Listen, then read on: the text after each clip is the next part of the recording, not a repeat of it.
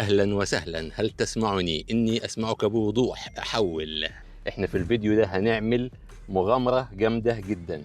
إحنا النهاردة هنعمل هايكنج وهنسميه هايكنج الجندل. هايكنج باختصار يعني المشي في الطبيعة. إحنا ببساطة هنروح لغاية غابة القندل، وهي من الأماكن اللي بتعتبر من أهم المعالم السياحية في جزيرة فرسان. يعني أي حد يجي جزيرة فرسان لازم يروح الجندل ويتفرج عليها. طبعا هي اسمها القندل وبتتقال باللهجة المحلية الجندل.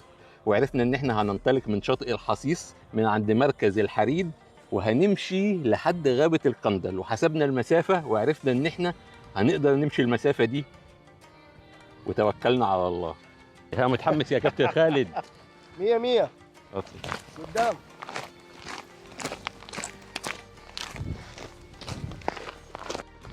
احنا تحركنا بالضبط من مركز الحريد الساعة 9:45 دقيقة.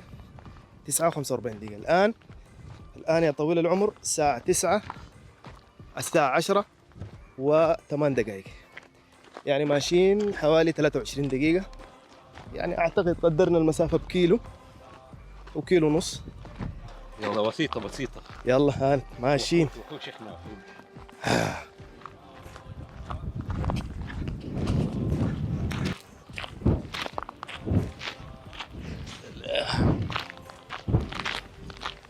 هي ساعات بتشمس كده وساعات بتغيم، فاحنا بنقول يا رب تفضل مغيمة على طول عشان الدنيا حر صراحة. الحلو ان احنا هنا في يناير ماشيين بالنص كم عادي. لا كده صح، احنا كده ماشيين صح. فشوفوا هنا الطبيعة صعبة صراحة، ولازم نكون حريصين على نفسينا عشان نشوفوا الصدع. يعني عميق بشكل مخيف، واحنا علينا احنا ننط من هنا. بسم الله الرحمن الرحيم. هايكنج هايكنج. تطلع الشمس تاني، نلبس الكاب تاني، نكمل في الطريق تاني.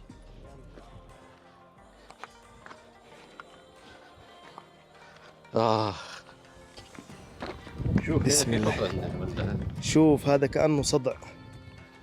سبحان الله.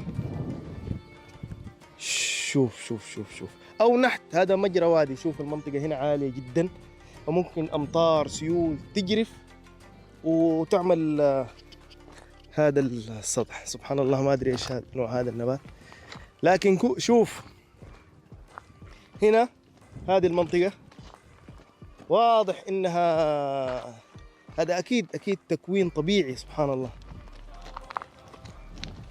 سبحان الله.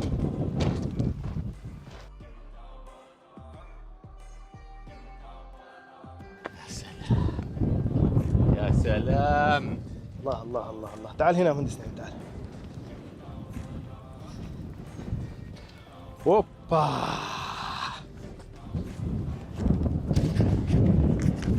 طبعا احنا جينا بقى في البداية زي ما احنا كده شايفين، كنا كلنا متحمسين جدا للموضوع، وكان الموضوع رهيب. يعني كان جوانا طاقة ان احنا نخلص التحدي ده بشكل ناجح. النجاح اهم حاجة في التحدي. اللي احنا اتفاجئنا بيه الطريق صراحة وعر جدا جدا جدا بشكل لا يتخيله عقل. يعني احنا كنا عارفين ان هو وعر، لكن احنا لقينا فيه جبال ووديان واخاديد وصدوع. كان في حاجات خطرة جدا بتقابلنا واحنا ماشيين. لا خلاص يعني. ها يلا. ها نط. اقفز. ايوه. حاسب يا كابتن، حاسب. بسم الله. هنا كان في اثار غزال نايم. شوفوا حشرات. يا سلام.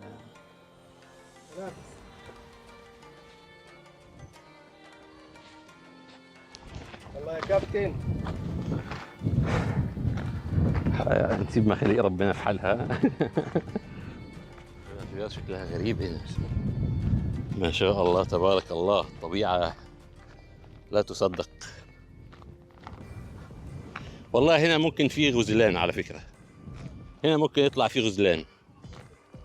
شوف وانت الصادق هذا اثر. شوف شوف دي آثار الغزال، آثار الغزلان هي على الرملة.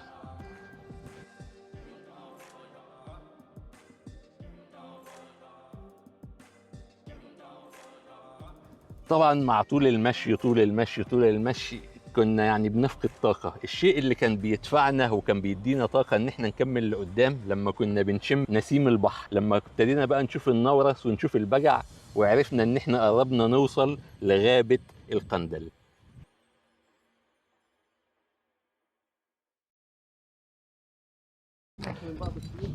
هنا الوادي الأخير المؤدي إلى غابة القندل. يا سلام، والله الطبيعة حلوة ما شاء الله تبارك الله. يا سلام، شوف شوف شوف شوف شوف شوف البقع، شوف البقع، سبحان الله.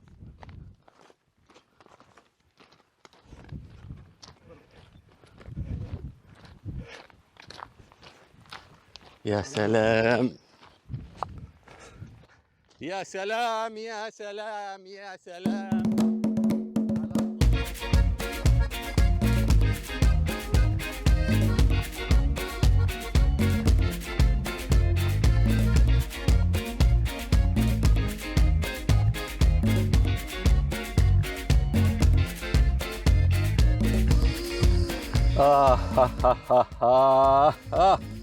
فرحة الوصول يا جدعان لا تصدق. الحمد لله نجحت المهمة 100%. في الغابة دي بقى ايه، بنلاقي المساحة شاسعة جدا، كلها مليانة شجر منجروف، كلها مليانة بجع. يعني المنظر لا يصدق صراحة. انا عارف ان في ناس هتتساءل هو ايه شجر المنجروف ده. شجر المنجروف ده شجر جامد جدا، بينمو في البحر بالمية المالحة. يعني سبحان الله، بياخد المية المالحة يحولها لمية حلوة عشان يعيش عليها.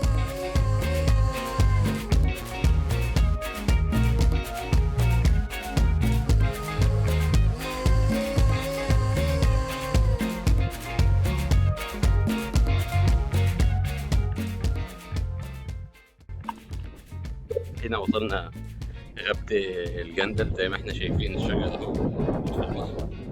دلوقتي احنا هنا بنشوف يعني زي لو في مكان ينفع نستريح فيه. حان وقت البرتقال. يا البرتقالة يا البرتقالة البرتقالة بعد العناء لا تصدق. شوية اللي احنا قعدناهم عشان نستريح دول فرقوا معانا جدا، عشان احنا المسافة طلعت اكتر بكتير ما احنا كنا مخططين لها بسبب النزول والطلوع وان احنا نلف حوالين الجبال. وده اللي خلى يبقى مجموع المشي لليوم ده كله حوالي 20 كيلو. اتمنى يكون الفيديو ده عجبكم. ما تنسوش كلكم تشتركوا في القناة وتفعلوا الجرس وتعملوا لايك للفيديو وتشيروه مع كل اصحابكم، واشوفكم فيديوهات جامدة جدا ان شاء الله، واحنا مش هنوقف مغامرات. سلام. اهو منجروف يا جماعة، شجرة منجروف، بيبي منجروف، البيبي منجروف.